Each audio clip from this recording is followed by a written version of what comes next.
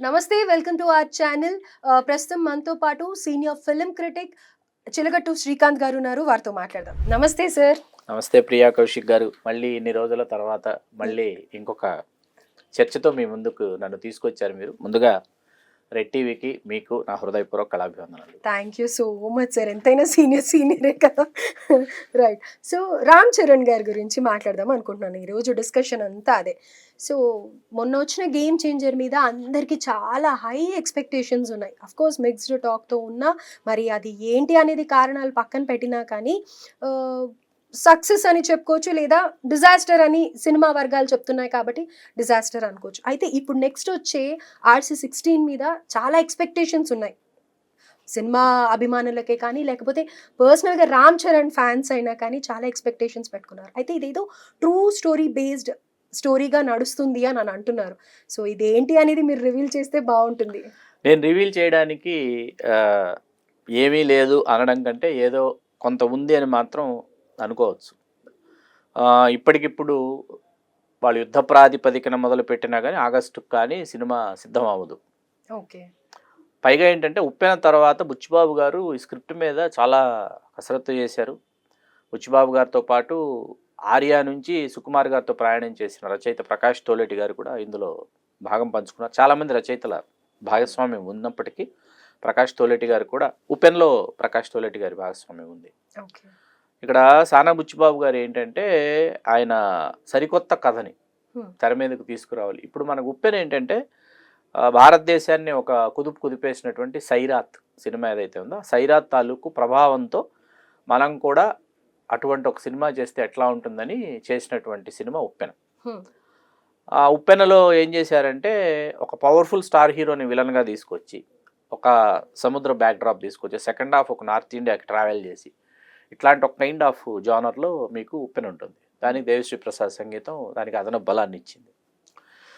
ఈ సినిమాకి వచ్చేటప్పటికి ఇది ట్రూ బేస్డ్ స్టోరీ అనడం కంటే వాస్తవానికి బయట బాగా వినిపించింది కోటి రామ్మూర్తి నాయుడు గారి జీవిత కథ ఆధారంగా తీస్తున్నారు అనేటప్పటికీ నేను కూడా ఒకంత ఆనందానికి ఆశ్చర్యానికి కూడా లోనయ్యాను. ఎందుకు ఆనందానికి లోనయ్యా అంటే కోటి రామ్మూర్తి నాయుడు గారి కథ తెర మీదకు రావడం అనేది చాలా అవసరం. అసలు ఆయన ఎవరు సార్? అక్కడికే వస్తుంది. ఆయన ఒక మల్ల యోధుడు. ఆయన రికార్డ్స్ ప్రకారం 1882 అని కొన్ని రికార్డ్స్ చెప్తున్నాయి, 1883 అని కొన్ని రికార్డ్స్ చూపిస్తున్నాయి. April 3 శ్రీకాకుళం జిల్లా అంటే అప్పుడు పాలకొండ అని, ఆ పాలకొండ మండలంలో ఉండేది. అప్పుడు ఉమ్మడి విశాఖ జిల్లా, విజయనగరం శ్రీకాకుళం జిల్లాలు లేవు, అదంతా విశాఖ జిల్లాయే. ఇప్పుడు శ్రీకాకుళం జిల్లా వీరఘట్టం అనేటటువంటి ఆ ప్రాంతంలో, ఆ వీరఘట్టంలో పుట్టారు. కోడి వెంకన్న నాయుడు గారు అప్పలకొండమ్మ గారిని ఆ దంపతులకు పుట్టారు. ఈయన పుట్టిన తర్వాత ఏంటంటే ఈయన ఒక సాధువు ఈయనకు మంత్రోపదేశం చేశారని చెప్తారు చిన్నతనంలోనే. ఆ మంత్రోపదేశం వల్ల ఈయన జలస్తంభన విద్య, వాయుస్తంభన విద్య ఇవన్నీ కూడా చేసేవారు. అట్లాగే అక్కడ ఉన్నటువంటి వ్యాయామ శిక్షణ, వ్యాయామశాలకు వెళ్ళి వ్యాయామం చేసి ఆయన బడికి కూడా వెళ్లకుండా రాజచెరువు అని ఉంటుంది వీరఘట్టంలో, ఆ రాజచెరువు ప్రాంతంలోనే ఈయన ఎక్కువ సమయం గడుపుతూ ఆ వ్యాయామశాలలోనే కుస్తీలు నేర్చుకుంటూ అట్లా ఈయన తీర్చిదిద్దబడినటువంటి తనకు తానుగా తనను తీర్చిదిద్దుకున్నటువంటి ఒక మల్లయోధుడు అనమాట. ఆ తర్వాత ఆయన ఎక్కడెక్కడ మల్లయుద్ధ శాస్త్రం ఉందో, ఎక్కడెక్కడ కళాశాలలోనో ఎక్కడికి వచ్చి అక్కడ కూడా తర్ఫీదు పొందినటువంటి వ్యక్తి. ఈయన ఏంటంటే సహజంగా అది భగవంతుడి అంశాన్ని అనుకోవచ్చు కోటి రామ్మూర్తి నాయుడు గారిని. ఆయన చాలా 5'5" అంతే ఎత్తు, చాలా అట్లాగే శాకాహారి, పూర్తిగా మాంసాహారి కాదు, శాకాహారి పూర్తిగా. తర్వాత ఈయన తన ఛాతీ మీద 1.5 టన్ను, ఆ తర్వాత 1.5 టన్నుల నుంచి 3 టన్నుల బరువుని ఛాతీ మీద ఉంచుకునేవారు. తర్వాత ఆ ఛాతీ మీద ఒక చెక్క పలకని పెట్టుకుని దాని మీద ఏనుగుని ఎక్కించుకునేవారు. ఒకసారి పల్చటి చెక్క పెట్టడం వల్ల విరిగిపోయి ఆ చెక్క ఆయన చెస్ట్లోకి వెళ్ళిపోయింది. సర్జరీ కూడా జరిగింది. 2 నెలలు ఆయన విశ్రాంతి తీసుకోవడం జరిగింది. ఆయనకి ఒక పుట్టిపంతులోని ఒక స్నేహితుడు ఉండేవాడు. పుట్టిపంతులోని ఆయన ఏం చేశాడంటే ఈయనకు వచ్చినటువంటి విద్యలన్నీ చూసి ఆ పుట్టిపంతులు ఏం చేశాడంటే సర్కస్ కంపెనీ ప్రారంభించమని సలహా ఇచ్చాడు ఈయనకి. ఈయన సర్కస్ కంపెనీ ప్రారంభించారు. ఈయన సర్కస్ కంపెనీలో నేను నా పరిశోధనలో ఒకసారి నేను రీచెక్ చేసుకుంటే ఆయన సర్కస్ కంపెనీలో 1600 మంది ఆయన దగ్గర పనిచేశారు. ఈ 1600 మంది సిబ్బంది పులులు, ఏనుగులు, గుర్రాలు వీటన్నిటితో ఈయన ఈ 1600 మంది సిబ్బందితో ఈయన ప్రపంచంలో చాలా దేశాలు వెళ్ళారు. ఈయన లండన్ వెళ్ళాడు, స్పెయిన్ వెళ్ళాడు, వెళ్ళి అక్కడ ప్రదర్శనలు ఇచ్చాడు. అక్కడ చైనాలో ఈయన మీద విషప్రయోగం జరిగింది. చైనాలో విషప్రయోగం జరిగితే ఆ విషప్రయోగాన్ని ఈయన గుర్తించాడు. ఆయన విషప్రయోగం చేశారని అర్థమైంది ఆయన. దానిని ఆయన తిప్పి కొట్టుకోగలిగి ఆయన చాలా సహజమైనటువంటి వ్యాయామశాలి కాబట్టి ఆయన తిప్పికొట్టగలిగి అక్కడి నుంచి ఆయన తిరిగి రావడం జరిగింది. ఆయనకు దేశ విదేశాల్లో ఆయనకు జరిగినన్ని మర్యాదలు ఎవరికీ జరగలేదు. బ్రహ్మచారిగా ఉండిపోయారు. ఆ తర్వాత ఆయన దాన ధర్మాలు కోట్ల రూపాయల దాన ధర్మాలు ఆ రోజుల్లో చేశారు. దాన్ని బట్టి ఆయన ఆదాయం ఎంతో మీరు ఊహించుకోండి.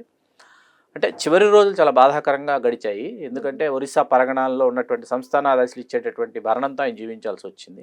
అంత సంపాదించుకున్న అని దాన ధర్మాలు జాతీయోద్యమానికి స్వాతంత్రోద్యమానికి విరాళాలు ఇచ్చారు. ఆయన భూరి విరాళాలు ఇచ్చారు. అంటే తనకంటూ ఏమి మిగిల్చుకోలేదు. ఆయన ఇల్లు ఉంది. ఆయన వారసులు అంటే ఆయన తమ్ముడు పిల్లలు వాళ్ళందరూ ఉన్నారు. ఇవాళకి వీరఘట్టంలో ఉన్నారు. ఇవాళకి వీరఘట్టం ఆ పరిసర ప్రాంతాల్లో విశాఖలో కానీ ఆయన విగ్రహాలు ఉన్నాయి. శ్రీకాకుళం స్టేడియానికి ఆయన పేరు పెట్టడం జరిగింది. కాకపోతే శ్రీకాకుళం స్టేడియం ఈ మధ్య పాక్షికంగా కొంచెం అది దెబ్బతినడం వల్ల ఆ విగ్రహం కూడా దెబ్బతినింది.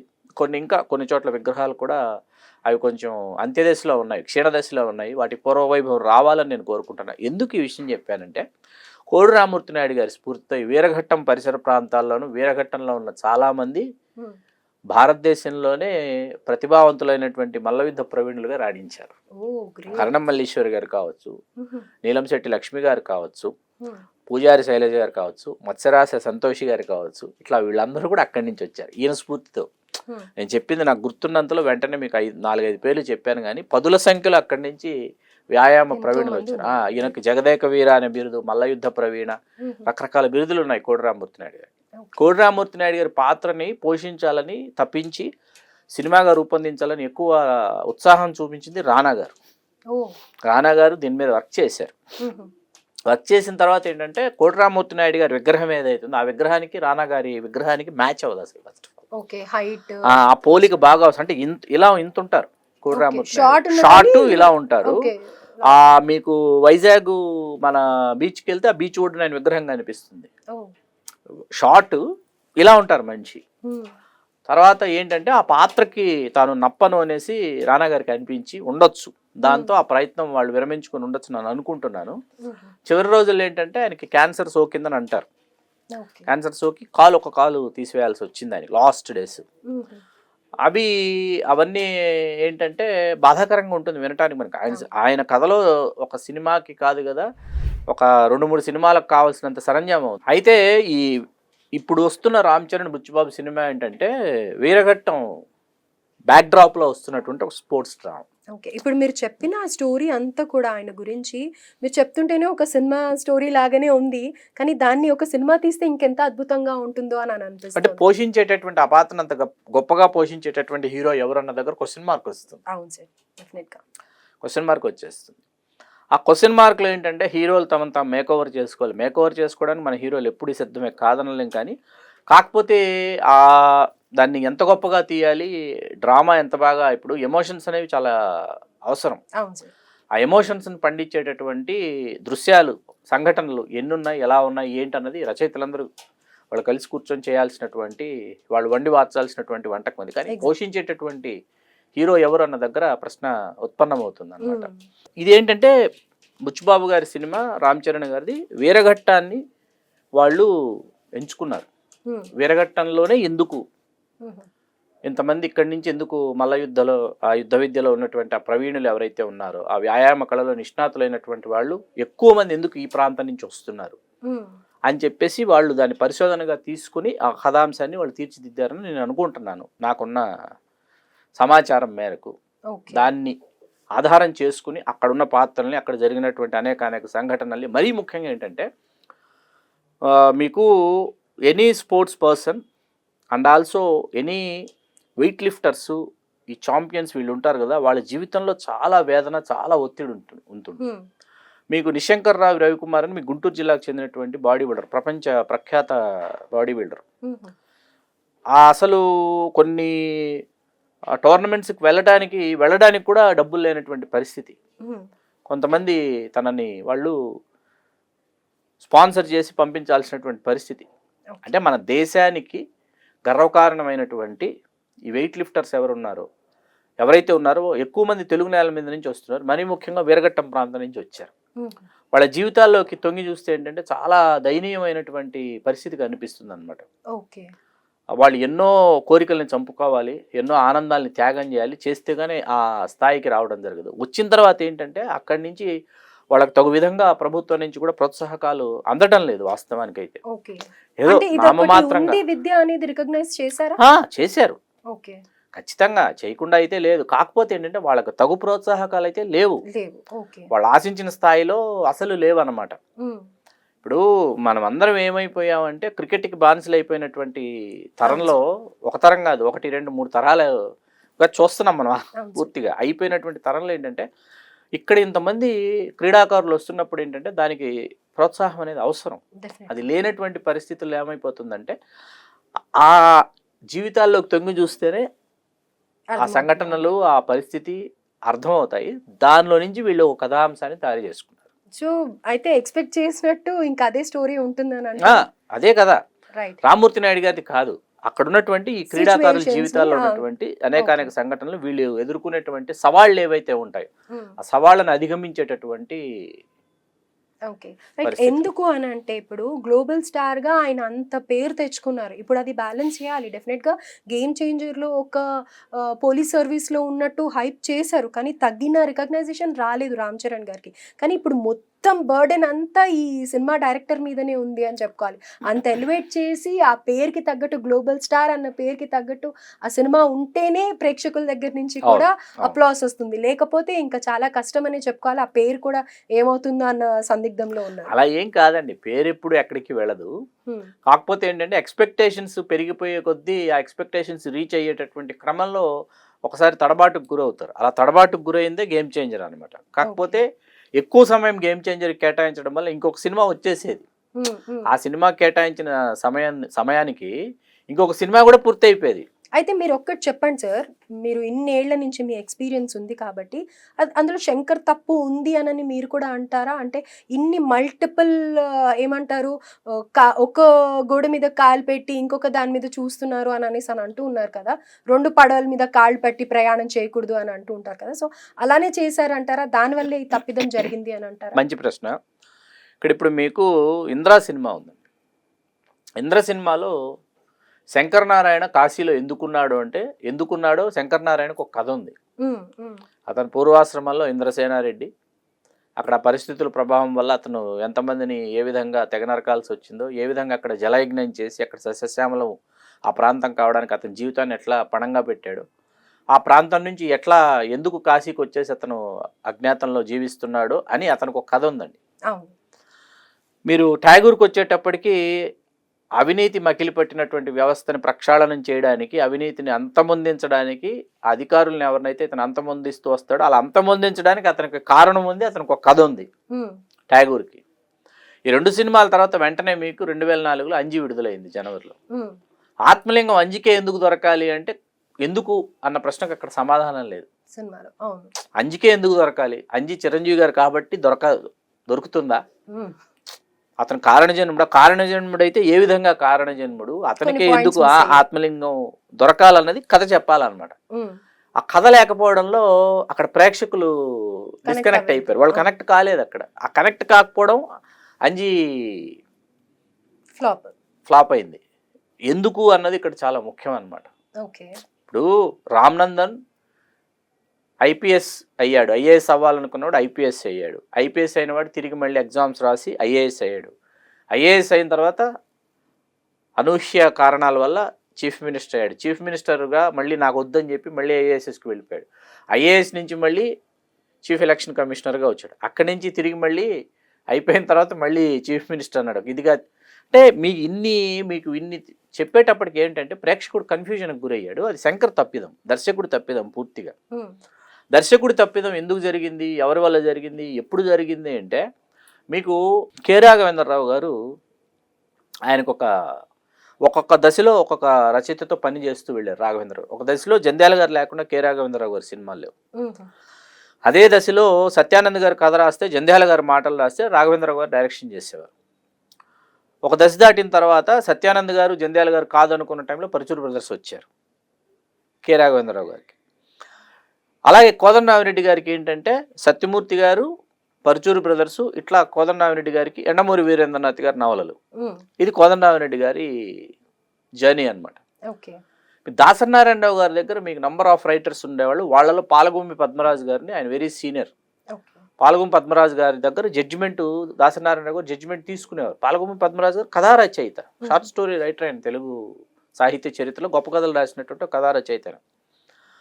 ఆయన దగ్గర జడ్జిమెంట్ దాసనారాయణరావు గారు అడిగి తెలుసుకునేవారు. అలాగే కె బాలచంద్ర గారి దగ్గర అనంతు గారు అని ఉండేవారు. అనంతు గారే స్క్రీన్ ప్లే రాసేవారు. అనంతు గారే నంబర్ ఆఫ్ రైటర్స్ని తీసుకొచ్చి మీకు సీన్స్, ఒకే సీన్ 10 మంది రైటర్స్కి ఇచ్చి ఎవరు బాగా రాస్తారు, వీళ్ళు అనుకున్నది ఎవరు ఇస్తారని చెప్పి ఎదురు చూసి చేసేవాళ్ళండి.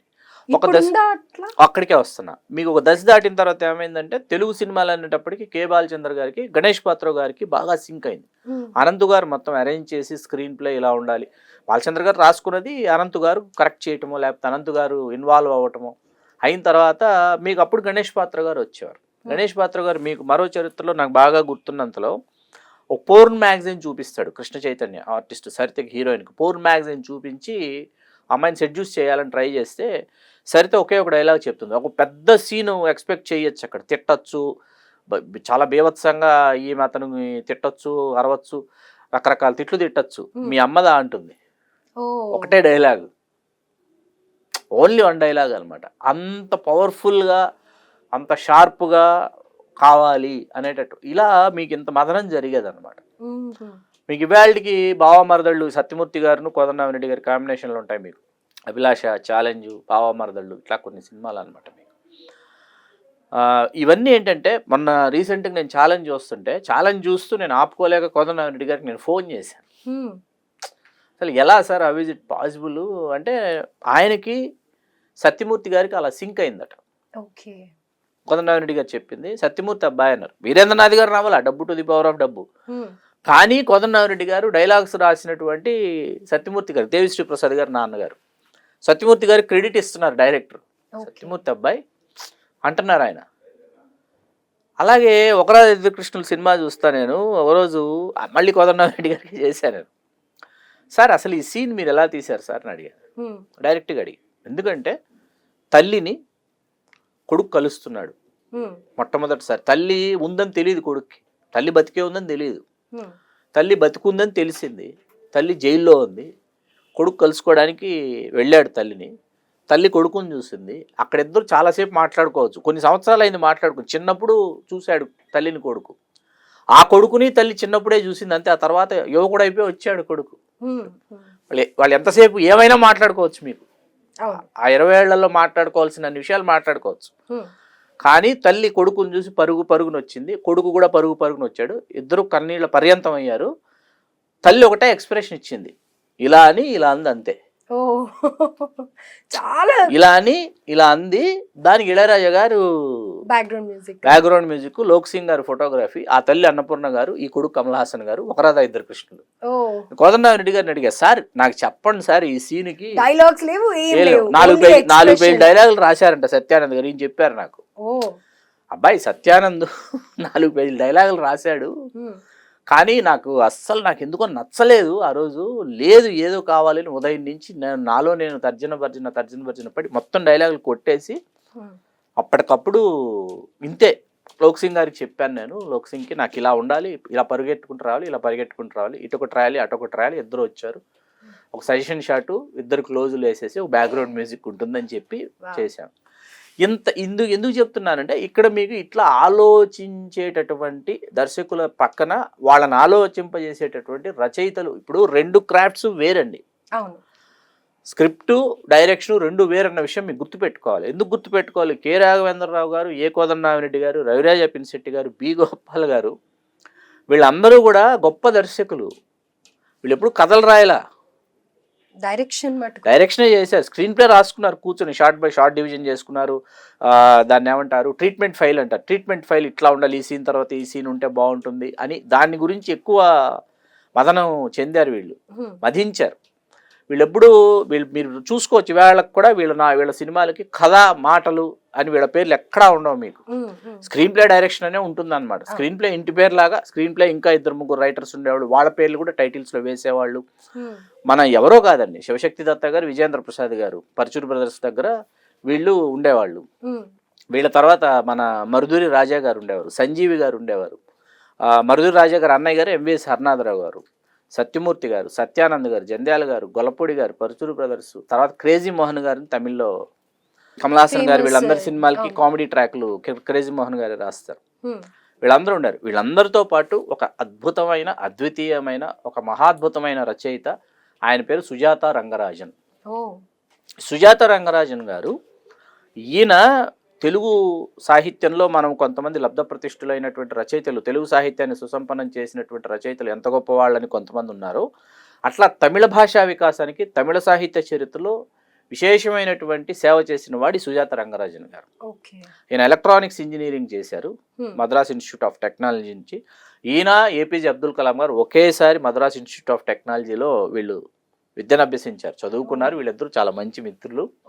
ఈయన సైంటిస్టు. మన ఈవీఎం ఏదైతే ఉందో అది కనిపెట్టినటువంటి సైంటిస్టులలో సుజాత రంగరాజన్ గారు ఒకరు. ఈయన 250 నవలలు, 250 కథలు, 100 నవలలు, 10 నాటకాలు రాసినటువంటి రచయిత. ఈ సుజాత రంగరాజన్ గారి దగ్గరికి అప్పటికే లబ్ధ ప్రతిష్ఠులైన తమిళ సినిమా దర్శకులు, కథకులు వచ్చి వాళ్ళ కథల్ని కరెక్ట్ చేయించుకొని వెళ్ళేవాళ్ళు. ఆ క్రమంలో ఈయనకి చేరువైన వాడు శంకర్. జెంటిల్మెన్ బేసిక్ స్క్రిప్ట్తో ఆయన దగ్గరకు వచ్చి ఆ బేసిక్ స్క్రిప్ట్ వినిపిస్తుంటే తెలివిగా దొంగతనాలు చేస్తున్నాడు, ప్రభుత్వ ఖజానాలని కొల్లగొడుతున్నాడు, ఎందుకు చేస్తున్నాడు అతను అడిగారు సుజాత రంగరాజన్ గారు. ఎందుకు చేస్తున్నాడు అతను, ఏ ఉద్దేశంతో చేస్తున్నాడు, చాలా బాగా అద్భుతంగా షార్ట్ డివిజన్ చేసి ఈయన ఎక్స్ప్లెయిన్ చేస్తున్నాడు, యాక్షన్ సీక్వెన్స్తో సహా శంకర్ గారు ఎక్స్ప్లెయిన్ చేస్తుంటే వాడు ఎందుకు దొంగతనం చేస్తున్నాడు అని అడిగారు. అడిగితే సమాధానం లేదు. ఆ కథ ఉండాలి కదా, అదే ఎమోషన్, అదే కనెక్టివిటీ. అప్పుడు దీంట్లో రిజర్వేషన్ అంశం తీసుకొచ్చారు సుజాత రంగరాజన్. రైట్. ఇప్పుడు అర్థమైంది ఓవరాల్ గా ఏంటంటే అప్పట్లో అంత మంచి రచయితలు వాళ్ళు ఉన్నారు కాబట్టి శంకర్ అనే ఒక డైరెక్టర్ అంత అద్భుతంగా సినిమాలు తీయగలిగాడు. నాట్ ఓన్లీ జెంటిల్మెన్, ప్రేమికుడు, భారతీయుడు, జీన్స్, బాయ్స్, అపరిచితుడు, రోబో, ఇవన్నీ కూడా సుజాత రంగరాజన్ గారి సినిమాలే రచయిత. మీరు ఆయన ఇప్పుడు స్ప్లిట్ పర్సనాలిటీ గురించి చెప్పాడు శంకర్ గారు. ఆ స్ప్లిట్ పర్సనాలిటీకి కోపం వచ్చేస్తుంటుంది, కోపం వచ్చేసి వాడు వెళ్ళి చంపేస్తుంటాడు. అంటే ఈయన గరుడ పురాణాన్ని తీసుకొచ్చారు అందులోకి. గరుడ పురాణంలో ఆ సమయంలో అమలు చేసినటువంటి శిక్షలు నవీన సమాజంలో ఈ అపరిచితుడు అనేవాడు అమలు చేస్తే ఎట్లా ఉంటుంది అనేటప్పటికి మీ యాక్షన్ సీక్వెన్సెస్ వచ్చేసాయి. నంబర్ ఆఫ్ సీన్స్ మీకు రాసుకోవడం సులభం అయిపోయింది, మీకు అర్థమవుతుంది కదా. మీకు ఇనియా ఇంతిరా అని అదే 1980లో సుజాత రంగరాజన్ గారి నవలే రోబో, ఆ సినిమాయే. ఆయన మరణానంతరం, ఆయన 2008లో మరణించారు, 2010లో రోబో వచ్చేసి అప్పటికి స్క్రిప్ట్ అయిపోయింది. 2010లో రోబో వచ్చింది, బ్లాక్ బస్టర్, చాలా పెద్ద హిట్, మనందరికీ తెలుసు. ఆ తర్వాత శంకర్ గారి ప్రస్థానం ఏంటి, ఆ తర్వాత 2.0 వచ్చింది, వచ్చింది, దానికంటే ముందు వచ్చింది, 2.0 వచ్చింది, 2.0 తర్వాత భారతీయుడు 2 వచ్చింది, తర్వాత ఏమో ఇప్పుడు గేమ్ చేంజర్ వచ్చింది. ఇప్పుడు ఐలో అతను కురూపి అండి, అతని ఒంట్లోకి వీళ్ళు వైరస్ ప్రవేశపెట్టారు, అతను కురూపిగా మారిపోయాడు. ఆ మారిపోయిన కురూపిని ఆ అమ్మాయి హీరోయిన్ అయినా కూడా నేను ప్రేమిస్తున్నానని చెప్పి ఒక పాట, సెకండ్ హాఫ్ లో ఒక పాట అనమాట. ఆ పాటలో కూడా అతన్ని ఆదిమానవుడిగానే ఏదో చూపిస్తాడు ఆయన. అన్ని రకాలుగా చూపిస్తారు సార్ పాటలో, మొత్తం వైరస్ వచ్చినది, జుట్టు అంతా ఇలా ఉన్న అన్ని రకాలుగా చూపిస్తారు. అక్కడ ఒక కొత్త రాజకుమారుడిగా ఊహించుకోవచ్చు కదా, అక్కడ కూడా అదే. అవును. అంటే ఇప్పుడు కేవీ రెడ్డి గారు ఒక మాట చెప్పేవారు, సినిమా హాల్కి ప్రేక్షకులు ఎందుకు వస్తారు అన్న విషయంలో వాళ్ళకంటే అందమైన వాళ్ళని చూడటానికి వస్తారని చెప్పేవారు కేవీ రెడ్డి గారు. వాళ్ళకంటే అందంగా ఉన్న వాళ్ళని చూడటానికి వస్తారు ప్రేక్షకులు, ఈ హీరో ఇంత అందంగా ఉన్నాడు, ఈ హీరోయిన్ ఇంత అందంగా ఉంది అని వాళ్ళని చూడటానికి వస్తారు ప్రేక్షకులు. కాబట్టి ఆయన కేవీ రెడ్డి గారు, ఆ తర్వాత రాఘవేంద్రరావు గారు చాలా సీరియస్గా ఫాలో అయ్యేవారు. ఏంటంటే మీకు ఆర్టిస్ట్ మార్నింగ్ డల్గా కనిపిస్తే రాఘవేంద్ర గారు షాట్ తీసేవారు కాదు, వాళ్ళ సీన్ మధ్యాహ్నానికి పోస్ట్ పోన్ చేసి హోటల్కి వెళ్ళిపోయి రెస్ట్ తీసుకుని మధ్యాహ్నం భోంచేసిరా అని చెప్తారు రాఘవేంద్ర. ఓ అంత జాగ్రత్తలు తీసుకునేవారు, అందుకే అంత కలర్ఫుల్ గా హీరోయిన్స్ కానీ హీరోస్ కానీ చాలా బాగా ముందు రోజు కనిపిస్తారు. నైట్ దాకా షూట్ చేసి ఇంకొక షూటింగ్ లో మార్నింగ్ ఫ్లైట్ కి హీరోయిన్ వచ్చేసేది పాపం. కాల్షీట్ ఇక్కడ ఈ రోజు ఈ కాల్షీట్ ఇచ్చుంటారు కాబట్టి 2-4 రోజులు సాంగ్ ఇక్కడ ఇచ్చి రాగానే ఫేస్ చూడగానే క్లోజులు తీయాలి, చూడగానే అర్థమైపోయేది. చూసి వెళ్ళి పడుకుని మధ్యాహ్నం భోంచేసిరా, నీ షార్ట్స్ అన్ని ఈవినింగ్ ప్లాన్ చేసుకుని తీస్తాను, ఈలోపు వేరే వర్క్ చేసుకుంటా. నేను ఎందుకు చాలా చెప్తున్నానంటే జాగ్రత్తలు. ఇన్ని జాగ్రత్తలు తీసుకోవాలి. ఉమ్, ఇది డైరెక్షన్. స్క్రిప్ట్కి వచ్చేటప్పటికి ఏంటంటే వన్స్ స్క్రిప్ట్ లాక్ చేసేసిన తర్వాత ఆ తర్వాత ఇప్పుడు మనం మీకు శంకర్ గారు ఏమంటున్నాయి, 5 గంటల సినిమా తీశాను తీశాను. పక్కన పెట్టేసిన దాంట్లో అద్భుతాలు ఉన్నాయంటున్నాడు ఆయన. అవును మరి ఇందులోకి ఎందుకు తీసుకురాలేదు అద్భుతాలు? అవును. ఆ బాగున్నది ఇందులోకి తీసుకొచ్చి నువ్వు పెట్టొచ్చు కదా. పెట్టొచ్చు కదా, అవును. అది నేను చెప్పేది. ఇప్పుడు Right. గేమ్ చేంజర్ విషయంలో చాలా నాకు దర్శకుడి మీదే నా కంప్లైంట్ అంతా. ఉమ్, ఇప్పుడు తన 50వ సినిమాగా దిల్ రాజు గారు దీనిని రూపొందిస్తూ దీనికి అసలు ఏమంటారు బడ్జెట్ అసలు లిమిట్ విధించకుండా, అవును. టైం ఒకటి లిమిట్ విధించకుండా ఇంత స్వేచ్ఛ ఇచ్చిన తర్వాత మీరు ప్రొడ్యూసర్కి నేనేం చెప్పను, ప్రొడ్యూసర్కి నేనేం చూపించను అంటే ఇట్స్ వెరీ రా. అంటే ప్రొడ్యూసర్స్ తప్పు ఉంది ప్రియా గారు ఇక్కడ. ఓకే, అంటే ఎప్పుడు అప్డేట్ అడగకపోవడం తప్పంటారా? అప్డేట్ గా తెలుసుకోవాలి, కథ మొత్తం కూర్చొని వినాలి. వీళ్ళు ఊరికే పైన మెరుగులు, పైన క్యారెక్టరైజేషన్స్, లేకపోతే ఇట్లా లావిష్ గా ఇట్లా ఈ బ్లాక్ ఇలా ఉంటుందండి, ఈ బ్లాక్ ఇలా యాక్షన్ బ్లాక్ ఇలా ఉంటుందండి, ఈ సీక్వెన్స్ ఇట్లా ఉంటుందండి అని చెప్తే వినేసి ఉమ్, వీళ్ళు ఓకే చేస్తున్నారని అనిపించింది నాకు ఓకే. గేమ్ చేంజర్ చూసిన తర్వాత. ఓకే. ఇక్కడ ఇది ఎందుకు చెప్తున్నానంటే ఒకప్పుడు నిర్మాతలు ఎట్లా ఉండేవాళ్ళు అంటే వాళ్ళు ఇన్వాల్వ్ అయ్యేవాళ్ళు. స్టోరీ ఖచ్చితంగా ఇన్వాల్వ్ అయ్యి అనుకున్నది దర్శకుడు అనుకున్నట్టు తీస్తున్నాడా లేదా. నిర్మాత పక్కనే ఇప్పుడు ఏడిది నాగేశ్వరరావు గారు ఉన్నారు అనుకోండి, పూర్ణోదయ మూవీ క్రియేషన్స్, ఆయన లేకుండా డైరెక్టర్ షాట్ తీసేవారు కాదు. ప్రొడ్యూసర్ ఉండాలి ఆన్ సెట్స్. కే విశ్వనాథ్ కాదు, కే విశ్వనాథ్ గారు లాంటి దర్శకుడు. ఎన్టీ రామారావు గారి దగ్గర కూడా అశ్విని దత్ గారు వెళ్తూ ఉండేవారు, చూస్తూ ఉండేవారు అని కూడా తెలుసు. ప్రొడ్యూసర్స్ అందరు కూడా రామారావు గారు, అశ్విని దత్ గారు వెళ్ళి రామారావు గారితో సినిమా తీయాలని వెళ్ళిపోయారు. అశ్విని దత్ గారు వెళ్ళిపోతే రామారావు గారు ఇంత జస్ట్ టీనేజ్ అయిపోయి జస్ట్ యంగ్స్టర్గా ట్రాన్స్ఫార్మ్ అవుతున్న టైంలో వెళ్ళిపోయారు అశ్విని దత్ గారు. ఆయన ఆశ్చర్యపోయారు ఎన్టీ రామారావు గారు, ఇంత చిన్న కుర్రాడు నాతో సినిమా తీయాలని విజయవాడ నుంచి వచ్చేసాడని. మీరు ముందు ఒక సినిమాకి పూర్తిగా మీరు ఉండి అన్ని నేర్చుకోండి, తెలుసుకోండి అని ఒక భాగస్వామిని అప్పచెప్పి ఓ సీత కథ అని కే విశ్వనాథ్ గారి డైరెక్షన్లో ఒక సినిమా తీశారు అశ్విని దత్ గారు. చాలా బాగుంటుంది సినిమా. దాని తర్వాత ఎదురులేని మనిషి ఇచ్చారు రామారావు గారు పిలిచి. వైజయంతి మూవీస్ అని ఆయన రామారావు గారి హ్యాండ్ రైటింగ్తోనే బ్యానర్ పేరు రాశారు. నామకరణం రామారావు గారే చేశారు. ఇప్పుడు కే విశ్వనాథ్ గారు లాంటి డైరెక్టరు మీకు అప్పటికేంటి చాలా సినిమాలు చేసేసారు, వెరీ సీనియర్, ఎప్పటి నుంచో పరిశ్రమలో ఉన్నటువంటి వ్యక్తి విశ్వనాథ్ గారు. ఆయన డైరెక్ట్ చేస్తున్న ఏడిది నాగేశ్వరరావు గారు ఇన్వాల్వ్మెంట్ ఉండేది. నేను ఏడిది నాగేశ్వరరావు గారిని నేను ఇంటర్వ్యూస్ చేశాను, విశ్వనాథ్ గారిని ఇంటర్వ్యూస్ చేశాను. నేను ఏడిది నాగేశ్వరరావు గారు ఏం చెప్పారంటే 1978-79 అట ఆ సమయం ఈయన చెప్పారంట. కథ చెప్పిన తర్వాత బడ్జెట్ వేసుకొని రమ్మన్నారండి. కూర్చొని బడ్జెట్ వేసుకుని వెళ్తే 15 లక్షలు, 15 lakhs. ఈయన అన్నారంట విశ్వనాథ్ గారు 7-8 లక్షలు పోతుందేమో కదా నాగేశ్వరరావు అన్నాడంట. అంటే మొత్తం పోయినా పర్లేదు ఈ సినిమా తీస్తానండి నేను అన్నారంట. అది శంకరాభరణం. మొత్తం పోయినా పర్వాలేదండి ఈ సినిమా నేను తీస్తాను అంటే ఆయన కథను నమ్మారు.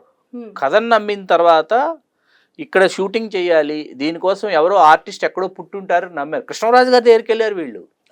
కృష్ణరాజు గారు కథ విని ఆ పాత్ర విని దీనికోసం ఎవరో ఎక్కడో పుట్టుంటారండి, దయచేసి దీన్ని పాడు చేయకండి అంటే వీళ్ళు నాగేశ్వరరావు గారి దగ్గరికి వెళ్ళారు. నాగేశ్వరరావు గారు కూడా సంశయించారు చేయటానికి. అప్పుడు సోమయాజులు గారు వచ్చారు, ఆయన డిప్యూటీ కలెక్టర్ వైజాగ్ అనమాట. అప్పటికే రాధాకృష్ణ ఆయన ఒక సినిమాలో యాక్ట్ చేశారు. ఆయన యోగి గారిని చాలా సీనియర్, ఈ మధ్య కాలం చేశారు, ఆయన డైరెక్షన్లో చేశారు. ఆయన ఎవరు, జవి సోమయాజులు గారు. అప్పుడు ఏడిది నాగేశ్వరరావు గారు చెప్పారు విశ్వనాథ్ గారితో, నా ఫ్రెండ్, మేము నాటకాల రోజుల నుంచి ఫ్రెండ్స్, నేను పిలిపిస్తాను అంటే మరి డిప్యూటీ కలెక్టర్ అంటున్నావు, ఆయన మన గుండు కొట్టి పిలక పెట్టి పంచి కట్టి మనం ఫోటోలు అవి తీసి ఫోటో షూట్ చేస్తే కానీ నేను ఓకే చేయనంటే ఏం పర్వాలేదు పిలిపిస్తే ఆయనకి చెప్పారంట. ఆయన టిప్ టాప్గా మంచి కూలింగ్ గ్లాస్ పెట్టుకుని సిగరెట్ కాల్చుకుంటూ వచ్చారు జేవి సోమయాజులు గారు. కానీ ఇప్పుడు మీరు చెప్పే వరకు కూడా నిజంగా ఆయన ఫుల్ లెంత్ రోల్స్ అయితే చేయలేదు అప్పటిదాకా. చేయలేదు. ఫస్ట్ టైం అయినా కానీ అసలు ఆ శంకరాభరణము శంకర శాస్త్రి కోసం ఈయన పుట్టారు అట్లానే ఉంది తప్ప ఎక్కడా కూడా అసలు అజ్యూమ్ చేసుకోలేకపోతున్నా. అసలు ఫోటో షూట్ చేసేంత వరకు ఇది బాలు మహేంద్ర గారు ఆ సినిమాకి సినిమాటోగ్రాఫర్. ఆ ఫెయిర్ అండ్ లవ్లీ పూసి no makeup, Fair and Lovely అంతే, ఫెయిర్ అండ్ లవ్లీ రాసి ఆ గుండు కొట్టేశారు. గుండు కొట్టి పిలకబెట్టి ఆ పంచగట్టి కూర్చోబెట్టి ఆ వీణ చేతికిచ్చి చాప్ మీద ఏది నాగేశ్వరరావు గారి ఇంట్లో మేడ మీద అనమాట. ఫొటోస్ తీసి చూసుకుని అప్పుడు చాలా సంతృప్తి చెంది ఇంకా ఆ తర్వాత అంతా చరిత్ర. ఎందుకు చెప్తున్నానంటే మీకు అలాగే సీతాకోక చిలుక దాని క్లైమాక్స్ కూడా ఏంటి, ప్యాథోస్ క్లైమాక్స్ చేస్తానంటే భారతిరాజు గారు అంటే విషాదాంతం. వీళ్ళందరికీ ఏంటంటే మరో చరిత్ర ఇన్ఫ్లుయెన్స్ ఉంది, మరో చరిత్ర ప్రభావం. ఎందుకంటే హీరో హీరోయిన్స్ ఇద్దరిని చంపేస్తే అది ఒక అజరామర కావ్యం అయిపోతుందని అనుకుంటున్నారు. ఎడిది నాగేశ్వరరావు గారు స్క్రిప్ట్ స్టేజ్లోనే వాదించారంట భారతిరాజు గారితో. ఇవన్నీ ఎడిది నాగేశ్వరరావు గారు చెప్పినవి. ఏమని వాదించారు, 2 మతాలకు చెందినటువంటి వాళ్ళు ప్రేమించుకుంటున్నారు. ఆ ప్రేమించుకున్నప్పుడు ఏంటంటే వాళ్ళని చంపేస్తే అర్థం ఏంటి, మనం ఏం చెప్పాలనుకుంటున్నాం అంటే మీరు ప్రేమించుకోకండి, ఈ మతం వాళ్ళని ప్రేమించుకోకండి, ప్రేమించుకుంటే చచ్చిపోండి అని చెప్తున్నామా, లేకపోతే చంపేస్తామని చెప్తున్నామా, వద్దు సుఖాంతం చేద్దాం అంటే అయినా భారతిరాజు గారు పట్టుపట్టారంట. అప్పుడు అన్నారంటే ఏడిది నాగేశ్వరరావు గారు 2 క్లైమాక్స్లు తీద్దాము, 2 చూసుకున్నాము, చూసి ఓకే చేద్దామని 2 క్లైమాక్స్లు తీసి ఆర్డర్ వేసుకుని చూస్తారు కదా వాళ్ళు. విషాదాంతంతో ఒకసారి చూశారు, విషాదాంతం తీసేసి సుఖాంతం చేసింది ఒకసారి చూశారు. ఆ సుఖాంతం అయినటువంటి ఏదైతే జరుగుతుందో దాని విపరీతమైన ఆప్లాజ్ వచ్చింది. ఇళయరాజా గారు తమిళ్లో ప్రొడ్యూసర్, తెలుగుకి ఎడిది నాగేశ్వరరావు గారు ప్రొడ్యూసర్. అట్లా సీతాకోక చిలుక ఒక చరిత్ర. ఆర్టిస్టుల సెలక్షన్ దగ్గర నుంచి అట్లాగే కథలో ఇన్వాల్వ్మెంట్ దగ్గర నుంచి రాజ్ కపూర్ గారు సౌత్ ఇండియాకి సంబంధించి ఎంతో గౌరవించినటువంటి నిర్మాత ఏడిది నాగేశ్వరరావు గారు, చాలా మందికి తెలియదు. అండ్ ఆల్సో పిలిచిన వెంటనే రాజ్ కపూర్ గారు ఏడిది నాగేశ్వరరావు గారి సినిమా వేడుకలకు వచ్చేసారు. మీకు అర్థమవుతుంది, స్వాతిముత్యం వేడుకలకు వచ్చేసారు రాజ్ కపూర్ గారు. ఎన్టీ రామారావు గారు ముఖ్యమంత్రి, రాజ్ కపూర్ గారు ముఖ్య అతిథి, చిరంజీవి గారు మరొక విశిష్ట అతిథి, కమల్ హాసన్ గారు కథానాయకుడు. ఈ నలుగురున్న ఫోటోలు ఉంటాయి మీకు ఆ ఫంక్షన్ తాలూకు ఫోటోలు. శంకరాభరణం మేకర్స్ అనేవారు, ఎవరు ఎప్పుడు చూసినా రాజ్ కపూర్ గారు ఏడిది నాగేశ్వరరావు గారు శంకరాభరణం మేకర్ అని చెప్పి అంత అంటే ఒక నిర్మాతకి వాళ్ళు ఎందుకు అంత గౌరవం ఇచ్చారంటే కథ పట్ల. స్వాతిముత్యం కథ వినగానే ఎవరైనా ఎలా ఓకే చేస్తారని మీరు చెప్పండి. కథ విన్నారు, సినిమా ఇవాళ మనం చూడటం కాదు, కథ చెప్పేటప్పుడు ఒక మానసికంగా పరిపక్వత లేనటువంటి ఒక యువకుడు ఒక విడోయరు అని కథ చెప్తుంటే ఆ విడోయర్ని పెళ్లి చేసుకుంటాడు, పెళ్లి చేసుకుని సెకండ్ హాఫ్ ఏం చేస్తాడు, ఏం చెప్పాలి మీకు అర్థమవుతుందా? కథగా చెప్తే యాక్సెప్ట్ చేయరు. మీరు సాగర సంగమం కథగా చెప్పినా మీరు యాక్సెప్ట్ చేయరు. మీకు బాలకృష్ణ భాగవతారు లైఫ్ అంతా ఫెయిల్యూరే. ఆ ఫెయిల్యూర్ స్టోరీని మనం కొన్ని 100 సార్లు చూసేలాగా తీశారు. మీకు అర్థమవుతుంది, ఉన్నారు కదా. ఎందుకు? Is a failure person, hero failure. Cinema అంతా హీరో ఫెయిల్ అవుతానే ఉంటాడు. డాన్స్ చేయాలి ఎక్కడికో వెళ్ళి, ఈవిడ అరేంజ్ చేస్తుంది, వెళ్ళి డాన్స్ ఫెస్టివల్లో డాన్స్ చేయలేడు, తల్లి చచ్చిపోతుంది, ఈవిడ ప్రేమిస్తాడు, ప్లాటోనిక్ లవ్, 1 సైడ్ లవ్, ఆవిడ కావాలనే కోరుకుంటుంది కానీ ఇద్దరు కలుసుకోలేరు. ఇతను ఎక్కడికో ఎన్నో ఎత్తులకు ఎదిగాలనుకుంటాడు, డాన్స్లో సాధ్యపడదు, తాగుడుకు బానిస అవుతాడు. ఇక్కడ మళ్ళీ విశ్వనాథ్ గారు ఈ క్లైమాక్స్కి వచ్చేటప్పటికి అమ్మాయి ఎస్పి శైలజ డాన్స్ చేయలేక తడబడిపోతుంటే కమల్ హాసన్ గారు డాన్స్ చేసేస్తాడని మాట్లాడుతున్నారంట. అంటే మీ సినిమాని మీరే కాపీ కొట్టినట్టుంటుంది అన్నారంట ఏడిది నాగేశ్వరరావు. శంకరాభరణంలో ఆయన పాడలేకపోతాడు కదా శంకర శాస్త్రి, అప్పుడు శంకరం పాడతాడు. పాడితే అప్పుడు సంతృప్తిగా కన్ను మూస్తాడు శంకర శాస్త్రి. ఎందుకు సంతృప్తిగా కన్ను మూస్తాడంటే నాతో ఈ సంగీతం అంతరించిపోదు, నా తర్వాత తరం వారసత్వాన్ని అందిపుచ్చుకునే విధంగా ఒకడు తయారయ్యాడని. అలా ఉంటుందండి. అతను తన డాన్స్ తనకు ఏదైతే వచ్చో అది డెత్ బెడ్ మీద నుంచి నేర్పించేశాడు అమ్మాయికి. ఎవరికి? ఎస్పి శైలజకి. అమ్మాయి పెర్ఫామ్ చేస్తుంది, అక్కడికి వచ్చాడు, చూశాడు, వెనుతిరిగి వెళ్దాం అన్నాడు, తలవాలు చేశాడు. మీకు అర్థమైంది కదా. చంపేయండి క్యారెక్టర్ని, no end for any art అని వేస్తారు, end titles no end for any art అని వేస్తారు. ఒక స్నేహితుడు జీవితంలో తను కోరుకున్నటువంటి తనకు చేరువ కాలేకపోయినటువంటి ఒక ప్రియబాంధవి లాంటి ఒక సహచరి, వాళ్ళిద్దరూ ఆ వీల్ చైర్లో తీసుకెళ్తుంటే బాలకృష్ణ భాగవతం అలా తలవాలు చేస్తాడు, అయిపోయింది. ఎందుకు? నాలో ఉన్న కళ ఏదైతే ఉందో ఆ కళ ఉన్నారు నెక్స్ట్ జనరేషన్ ఉంది. ఈయనే వెళ్ళి డాన్స్ చేశాడు అనుకోండి, అక్కడ అసలు పండదండి. అట్లా వాదించేవాళ్ళు నిర్మాతలు, కథలు రాసుకున్న రచయితలతో, అంత దర్శకులతో. ఇన్వాల్వ్ అయిపోయేటోళ్ళు, జస్ట్ సినిమా అని కాకుండా నిజంగా అది కూడా ఇంకొక లైఫ్ లాగా ప్రొజెక్ట్ చేయడానికి. మీకు డైలాగ్స్ అండి, శంకరాభరణం డైలాగ్స్ ఇవాళకి శంకరాభరణం స్క్రిప్ట్ వంశీ గారు మొన్న ఎప్పుడో ఒక పేజ్ సీన్ పెట్టారు, పెద్ద వంశీ గారు. నేను చూసా, ఇంట్రెస్టింగ్గా చూశాను. నేను తెలుసు, నాకు తెలిసినా చూశాను. లెఫ్ట్ సైడ్ నోట్సే ఎక్కువ ఉంది మీకు. అంటే లెఫ్ట్ సైడ్ నోట్స్ అంటే యాక్షన్ ఎక్కువ ఉంది, ఓకే. రైట్ సైడ్ డైలాగ్స్ తక్కువ ఉన్నాయి అనమాట.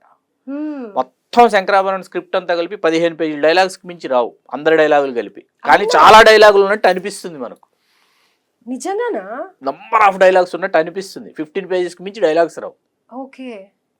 నంబర్ ఆఫ్ డైలాగ్స్ ఉంటాయి, కానీ దాని ఇంపాక్ట్, రాసిన జంధ్యాల గారి ఇంపాక్ట్. రైట్. అయితే ఇప్పుడు గేమ్ చేంజర్ కి వస్తే రామ్ చరణ్ కరెక్ట్ ఆప్షన్ అంటారా మరి? అంటే ఇక్కడ ఏంటంటే పెర్ఫార్మెన్స్ వైజ్ రామ్ చరణ్ మనం కించిత్ కూడా మనం వేలెత్తి చూపడానికి ఏమీ లేదండి. ఓవరాల్ గా అందరి వ్యూ కూడా అదే, ఒపీనియన్ కూడా అదే చెప్పారు. ఎందుకంటే అసలు అద్భుతమైన ఆర్టిస్ట్ అండి. అతను ఏ పాత్రలోకి పోస్తే నీరు ఆ పాత్ర ఆకారాన్ని తీసుకుంటుంది అనేటటువంటి ఒక ఆర్టిస్ట్ అతను. రైట్. దాన్ని మీరు మలుచుకోవడంలో ఉంది. ఆ మలుచుకోవడంలో ఇప్పుడు గ్యాంగ్ లీడర్ లాగా ఉంటుంది. గ్యాంగ్ లీడర్ అనేది రామ్ చరణ్కి చాలా ఇష్టం అండి. గ్యాంగ్ లీడర్ లాగా ఉంటుందని భ్రమింపజేసి వినయ్ విజయరామ తీశారు బోయపాటి శ్రీను గారు. మీకు అర్థమవుతుంది కదా, రాంగ్ చాయిస్లు అనమాట అవన్నీ. అయితే ఇప్పుడు అక్కడికే వస్తున్నాను నేను. అయితే మెగా ఫ్యామిలీ వాళ్ళు ఒక ముగ్గురు డైరెక్టర్లని పక్కన పెట్టేశారు అని వస్తోంది. ఇప్పుడు మీరు చెప్పిన బోయపాటి శ్రీను, శంకర్ గారు, అలాగే ఇంకా నెక్స్ట్ ఇంకొక డైరెక్టర్ పేరు కూడా చెప్తూ ఉన్నారు. సో ఈ ముగ్గురితో ఇంకా సినిమాలు తీయరని అంటారా? ఇంకా అంటే ఇక్కడ ఇప్పుడు బోయపాటి శ్రీను గారికి మళ్ళీ అవకాశం ఉంటుందండి, ఉండకుండా అయితే ఉండదు. చిరంజీవి గారు చేస్తారేమో తెలియదు. ఇప్పుడు కథ అండి, ఇక్కడ ఎంతసేపు కథని మీరు తీసుకొచ్చి చెప్పి ఒప్పించడం, ఆ కథలోకి మిమ్మల్ని తీసుకువెళ్ళటం, ఆ పాత్ర మీకు నప్పటం, ఇవి చాలా అత్యంత ఆవశ్యక విషయాలన్నమాట. ఓకే. మళ్ళీ వచ్చి మంచి కథ చెప్పారనుకోండి, ఖచ్చితంగా యాక్సెప్ట్ చేస్తారు. యాక్సెప్ట్ చేయకుండా మీకు చెయ్యము, మీతో చెయ్యము, అలాంటివి ఏమి ఎక్కడా ఉండవండి. ఉండదు. కాకపోతే ఏంటంటే అభిమానుల వైపు నుంచి ఎక్కువ తాకిడి ఉంటుంది. శంకరు, బోయపాటి శ్రీను గారు అనగానే ఏంటంటే టైం వేస్ట్ అయింది, వీళ్ళు మనతో సరైనటువంటి అంత టైంని, మంచి టైంని వృధా. ఇప్పుడు ఆఫ్టర్ మగధీర, త్రిబుల్ కూడా మీకు మధ్యలో మీకు చాలా గ్యాప్ ఉంది. రాజమౌళి గారికిను చరణ్కి గ్యాప్ ఇన్ సెన్స్ ఏంటంటే టైం. కానీ మీకు అవుట్పుట్ అద్భుతం కదా. ఆ పాత్రను ఆయన తీర్చిదిద్దిన విధానం కానీ, అతని దగ్గర నుంచి అవుట్పుట్ తీసుకున్న విధానం కానీ అద్భుతం కదా. ఈచ్ అండ్ ఎవ్రీ ఫ్రేమ్లో మీకు రామ్ చరణ్ పెర్ఫార్మెన్స్ అనేది స్కై ఇస్ ది లిమిట్ అన్నట్టు ఉంటుంది త్రిబుల్. మరి ఆ డైరెక్టర్ తీసుకున్నాడు కదా, అన్నేళ్ల తర్వాత కూడా రామ్ చరణ్ దగ్గర నుంచి ఏం తీసుకోవాలి, షేప్ అప్ అయి ఉంటాడు, తీసుకోవాలి, ఎలా తీసుకోవాలి. ఇంకా మగధీర ఖచ్చితంగా ఇప్పుడు తారక్తో రాజమౌళి గారితో జట్టు కట్టినప్పుడు యమదొంగో, సింహాద్రో వస్తాయి మీకు. స్టూడెంట్ నెంబర్ 1 వెంటనే పోలికలోకి రాకపోయినా ఈ రెండు వచ్చేస్తాయి, సింహాద్రిను, యమదొంగ వస్తాయి. వీటికంటే పై స్థాయిలో ఉండాలి.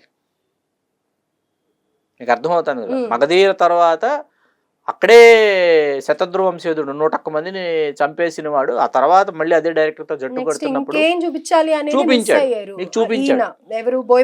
బోయపాటి శ్రీను గారు అంతే కదా, మీరు టైంని మీరు కిల్ చేశారనే చెప్పారు. అంతే కదా. అయితే ఇప్పుడు తెలుగు ఇండస్ట్రీలో నెంబర్ 1 డైరెక్టర్ అని అంటే ఎవరు అని చెప్తారు మీరు?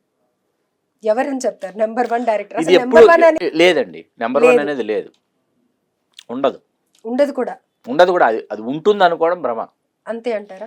అంటే ఇప్పుడు చూసే వాళ్ళ దృష్టిలో ఏమవుతుందంటే, ఈ ఒక డైరెక్టర్ పెద్ద పెద్ద హీరోలతో సక్సెస్ఫుల్ మూవీస్ తీశారు అంటే ఇంకా ఈయనే నెంబర్ 1 అని అనుకుంటున్నారు. ఇక్కడ ప్రియా గారు మీరు వేసింది చాలా గొప్ప ప్రశ్న నా దృష్టిలో. ఎందుకంటే మీకు దర్శకుడు పేరు చూసి సినిమా హాళ్ళకి వెళ్ళినటువంటి చరిత్ర కొంతమంది దర్శకులకి తెలుగులో శంకర్ గారిని చూసి అది శంకర్ గారు అనేది నేను అది అక్కడికే వస్తున్నానండి. కొంతమంది ఏంటంటే ఇక్కడ మళ్ళీ చెప్తున్నా, తమిళంలో కె బాలచంద్ర గారికి, తెలుగులో దాసరి నారాయణరావు గారికి, కన్నడంలో పుట్టన్న కణగల్ గారికి, వీళ్ళ ముగ్గురికే ఈ గౌరవం దక్కింది. అంటే మీకు వాల్ పోస్టర్ మీద నాట్ నంబర్ 1 అండి, వాల్ పోస్టర్ మీద దర్శకత్వం కే వాళ్ళ బాలచందర్, పేర్లు చూసి వెళ్ళారు. దర్శకత్వం కే బాలచందర్, దర్శకత్వం పుట్టన్న కనగలని పేర్లు చూసి హీరోతో, మ్యూజిక్ డైరెక్టర్తో, హీరోయిన్తో, మిగతా ఆర్టిస్టులతో సంబంధం లేకుండా ప్రేక్షకులు తండోపతండాలుగా థియేటర్లకు వెళ్ళింది వీళ్ళ సినిమాలకి. అయితే ఇప్పుడు ఎవరున్నారు అలా? ఎవరూ లేరండి. వీళ్ళకి హీరో కావాలి, మ్యూజిక్ డైరెక్టర్ కావాలి, సినిమాటోగ్రాఫర్ కావాలి, హీరోయిన్ కావాలి, మొత్తం ఒక గ్రాండియర్ కావాలన్నమాట. ఆ గ్రాండియర్లో వీళ్ళ పేరు కూడా యాడ్ అవుతుంది, యాడ్ ఆన్, అంతే అంతే తప్ప no number 1 no number 1 position. Only for Telugu industry అంటారా, లేకపోతే ఏ ఇండస్ట్రీ అయినా అంతే? ఏ ఇండస్ట్రీ అయినా అంతే అంతే అంటారు. అంతే. Right sir, thank you so much. ఎంతో అసలు మాకు తెలియని కొన్ని విషయాలు కూడా, అప్పట్లో డైరెక్టర్లు ఎలా ఉంటారు, రచయితలు ఎలా ఉంటారు, వాళ్ళ వర్క్ ఎలా ఉంటుంది అనేది చాలా విషయాలు తెలియజేశారు sir. Thank you so much. Thank you Priya.